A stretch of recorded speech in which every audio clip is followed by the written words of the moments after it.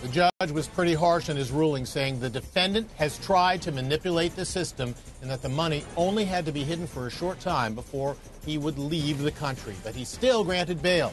Joining me is HLN law enforcement analyst Mike Brooks with the very latest. Mike, what do you have? Well, I tell you, Jim, it looks right around 2:50 this afternoon. George Zimmerman walked out of the Seminole County Jail. Now, we saw a white SUV pull up. It was right in a handicap parking right outside the door. And then the door opened up, and out walked a guy in a blue shirt and a guy in a black shirt. And right between them was George Zimmerman. Now, supposedly, Jim, they are going to be taking him to what they're calling a safe house. But we know that it has to be somewhere there in Seminole County because that's one of the conditions of his release. He cannot leave Seminole County, and he also has to check in with pretrial services every 48 hours. But, Jim, people are talking about where's all this money coming from? Just in the last 24 hours, Jim, he has raised $20,000.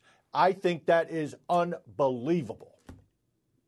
Mike, are they concerned about possible death threats continuing with Zimmerman? Well, that's why they're going to take him to the safe house, because we have seen, demonstrations, and the country is basically divided into two camps. Those that think George Zimmerman gunned down Trayvon Martin in cold blood, and those that think that he was standing his ground, and this is a case of self-defense. So, yes, I would say that George Zimmerman, is probably in fear of his life, and that's the reason they're going to be taking him to a safe house where no one knows where he's going to be, but it has to be in Seminole County.